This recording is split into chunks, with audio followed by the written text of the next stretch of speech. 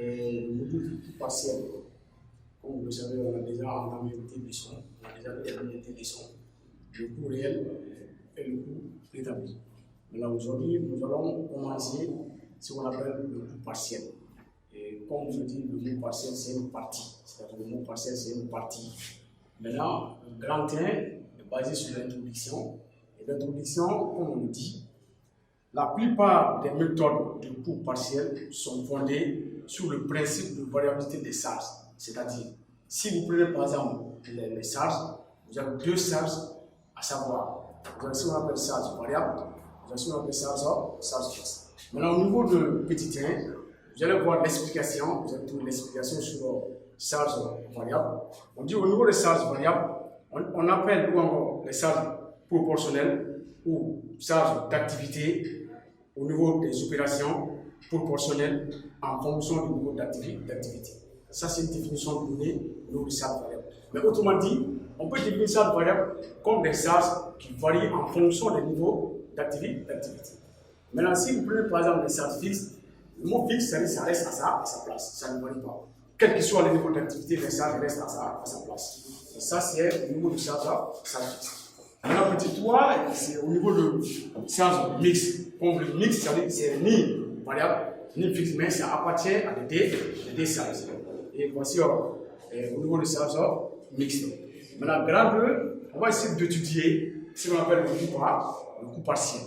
Maintenant, le coût partiel même est basé sur quoi d'abord? Pour faire le coût partiel, il faut connaître d'abord ce qu'on appelle la méthode. Il faut connaître d'abord la méthode de coût. Et petit 1, la méthode de coût variable, il y a d'abord le petit A, on va appeler le cycle de rentabilité. Et qui porte le cycle de rentabilité, c'est un cycle d'affaires critique. Le cycle de rentabilité a 3 noms, à savoir, on peut appeler le cycle de rentabilité, on peut appeler le cycle d'affaires critique, on peut appeler le cycle d'affaires plancher, ou encore le résultat garanti. Tout cela, c'est le nom du cycle de rentabilité. Mais par la définition, le cycle de rentabilité est le cycle d'affaires auquel l'entreprise ne réalise ni bénéfice ni perte. Ça, c'est la définition donnée au niveau du cycle de rentabilité. Et maintenant, pour finir, vous allez avoir aussi ce qu'on appelle le taux de marge sur coût variable, le taux de marge sur coût variable. Et si vous parlez de taux, c'est un pourcentage calculé. Pourquoi c'est un pourcentage calculé au niveau des marges sur coût variable? Qui parle de marge sur coût variable, c'est la différence entre le chiffre d'affaires moins le coût variable. C'est-à-dire, les coûts variables là, on diffère au niveau des chiffres d'affaires pour avoir ce qu'on appelle le marge sur coût variable. Maintenant, si vous trouvez par exemple marge sur coût variable, on va vous demander de chercher ce qu'on appelle un taux. Et maintenant, ce taux-là, on appelle le taux de marge sur coût variable. Mais le taux est s'exprime toujours en pourcentage. Maintenant, qu'est-ce qui va se passer? Il faut avoir maintenant les données, par exemple, on dit soit les données suivantes. Maintenant, pour parler de cycle de rentabilité, autrement le coût partiel, il faut trouver d'abord les données suivantes. Et les données aussi, on va parler de ce qu'on appelle d'abord le cycle d'affaires. Pour parler d'abord du cycle de rentabilité, il faut parler d'abord du cycle d'affaires, qu'on a appelé le CA. Et le CA, ça veut dire cycle d'affaires. Maintenant, si vous avez le cycle d'affaires, on va vous donner encore ce qu'on appelle le total des charges. Et maintenant, je vous ai dit dans l'explication, les charges là sont au niveau de deux. Il y a ce qu'on appelle charge variable et il y a charge fixe. C'est l'addition de ces deux charges là qu'on va appeler charge totale. Et vous allez avoir ici charge variable, en parenthèse CV, plus charge fixe, en parenthèse CF. Maintenant, ces deux là qu'on appelle charge totale. Maintenant, la méthode du coût complet, il y a deux méthodes à savoir. Il y a la méthode du coût complet et il y a la méthode du coût variable. Maintenant, pour avoir la méthode du coût complet, la formule est de prendre le résultat égal à quoi? Chiffre d'affaires, qui est le CA, moins le total des charges. Autrement dit, l'ensemble des charges fixes et l'ensemble des charges variables. Maintenant, qui donne ce qu'on appelle le total des charges. Maintenant, si vous différez, ça vous donne directement ce qu'on appelle le résultat prévisionnel. Et le résultat prévisionnel qui est égal à chiffre d'affaires, moins le total des charges. Maintenant, pour la deuxième méthode, qui est ce qu'on appelle la méthode de coût variable, maintenant, vous allez prendre une autre formule, autrement dit, de prendre le résultat égal à quoi? Chiffre d'affaires, moins en parenthèse, de prendre les deux charges, autrement dit, charge fixe et charge variable. Maintenant, c'est l'addition de ces deux charges-là diffère le chiffre d'affaires, ça donne ce qu'on appelle le résultat prévisionnel. Mais cette méthode aussi est appelée ce qu'on appelle la méthode de coût variable. Et si vous prenez par exemple cette méthode-là, on va appeler ce qu'on appelle la méthode de coût variable. Maintenant, par finir encore, il y a une autre formule encore qu'on va vous donner. Le résultat égal à quoi? Chiffre d'affaires moins coût variable. Maintenant, moins chiffre en charge fixe. Autrement dit, chiffre d'affaires moins charge variable, ça vous donne ce qu'on appelle marge sur coût variable. Et vous allez trouver le taux de marge sur coût variable en fonction de marge sur coût variable et qui est s'exprime en pourcentage. Autrement dit, donc, vous allez avoir le résultat égal à quoi? Marge sur coût variable moins charge fixe. Maintenant, si vous prenez la différence entre ces deux-là, ça vous donne ce qu'on appelle le résultat prévisionnel. Maintenant, en application, vous allez avoir ici la chiffre d'affaires, on dit chiffre d'affaires 6 millions. Maintenant, charge variable 3 millions, vous avez charge fixe 2 millions. Et maintenant, au niveau du travail à faire, on vous demande d'abord de calculer ce qu'on appelle le résultat prévisionnel. Maintenant, vous allez chercher d'abord le résultat prévisionnel. Et en deuxième question, on vous demande de chercher le taux de marge sur coût variable. Et en troisième question, on vous demande de chercher ce qu'on appelle le seuil de rentabilité en valeur et en quantité. Et il y a deux seuils à calculer. Vous avez le seuil de rentabilité en valeur et vous avez le seuil de rentabilité en quantité. Maintenant, ces deux seuils-là, vous allez déterminer en fonction de marge sur coût variable. Voilà. Maintenant, on va faire solution par rapport à ça. Ok, maintenant, voici la solution. On va utiliser l'exécution de l'application donnée. La première question, c'est de calculer le résultat prévisionnel. Et pour avoir le résultat prévisionnel, vous avez deux méthodes, comme je vous l'ai dit. Il y a la méthode complète, la méthode de coût variable. Maintenant, vous prenez seulement une méthode. Si la méthode n'est pas demandée, l'élève est libre. Maintenant, si le sujet demande la méthode, vous allez choisir la méthode. Mais ici, prenez par exemple la méthode de coût variable. Autrement dit, le résultat égale chiffre d'affaires moins l'ensemble des charges. Autrement dit, charge variable, charge fixe.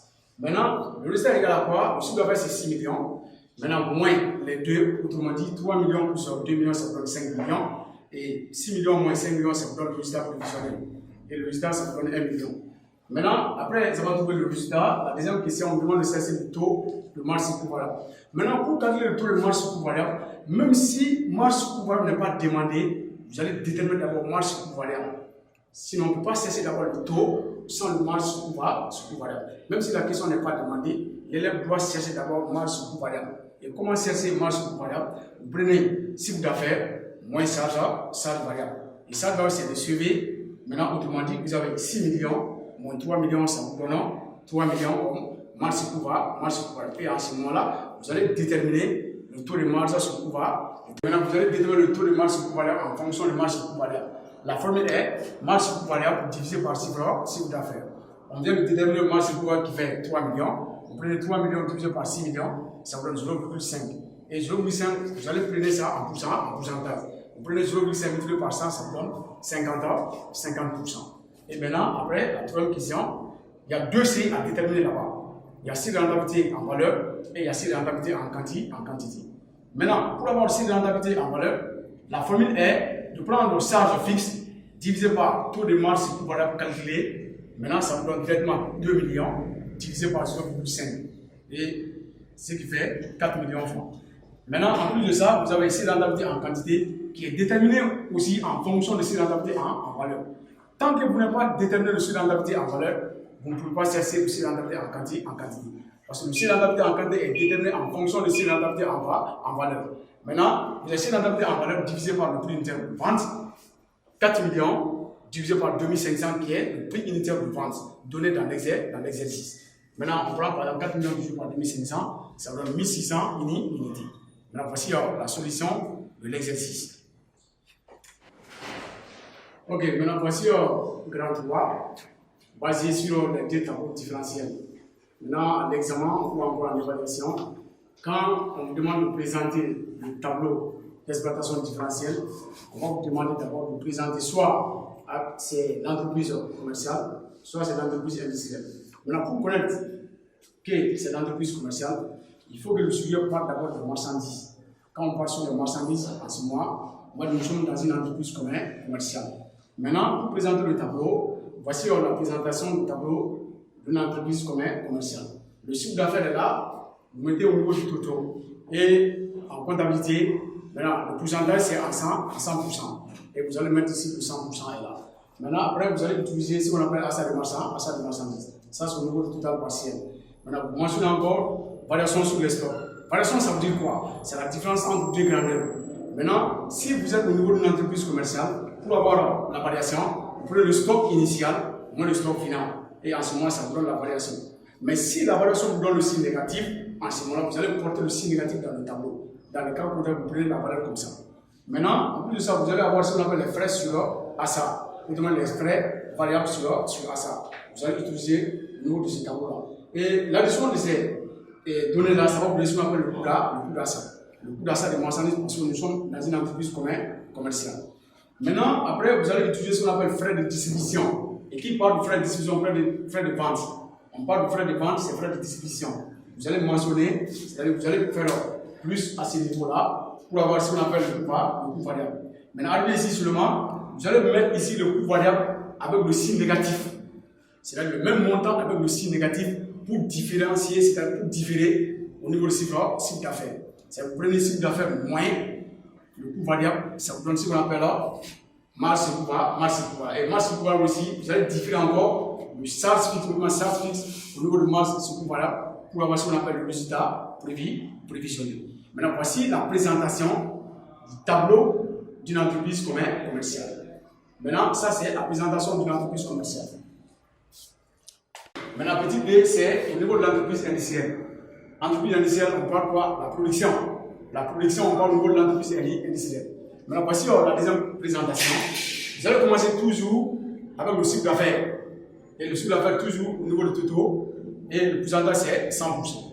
Maintenant, en plus, vous allez utiliser ce qu'on appelle achat de matières premières et non marchandises. On parle de marchandises si c'est une entreprise commerciale. Mais matières premières si c'est une entreprise industrielle. Maintenant, vous prenez par la matière première. Après, il y a variation du stock. Maintenant, en ce moment-là, vous prenez SI moins SF. Maintenant, au niveau de coût partiel, il n'y a pas une question de prendre SF moins SI. Non, toujours c'est SI moins SF. Que ce soit l'entreprise industrielle, que ce soit l'entreprise commerciale, la variation c'est SI moins SF. Que ce soit les deux. Maintenant, vous allez mentionner encore les différentes données, c'est-à-dire si la variation vous donne signe négatif, vous mettez moins avec le montant moins dans le tableau. Dans le cas contraire, si ça vous donne plus, vous mettez encore avec plus dans le tableau. Et en ce moment, ça vous donne ce qu'on appelle le coût d'achat de matières premières. Il y a frais de production à ce niveau-là, parce que nous sommes dans une entreprise industrielle. Vous allez mentionner aussi pour savoir le coût de production de produits vendus. Coût de production de produits vendus. Et à ce moment, vous allez utiliser ce qu'on appelle frais de distribution ou frais de vente. Toujours, c'est l'addition à ce niveau-là. Maintenant, ça vous donne ce qu'on appelle le coût variable. Maintenant, arrivé ici seulement, vous mettez toujours le coût variable avec le signe négatif. C'est le même montant que vous prenez et vous mettez le signe négatif. Maintenant, vous prenez le chiffre d'affaires moins le coût variable, ça vous donne marge sur coût variable. Et on sait très bien, marge sur coût variable dans la formule, c'est de prendre le chiffre d'affaires moins le coût variable. Et en plus de ça, vous allez utiliser charge fixe. Et charge fixe à ce niveau-là, vous allez différer charge fixe au niveau de marge sur coût variable, ça vous donne le résultat prévisionnel. Ça, c'est le cas où nous sommes dans une entreprise industrielle. Voici la présentation des deux tableaux différenciés.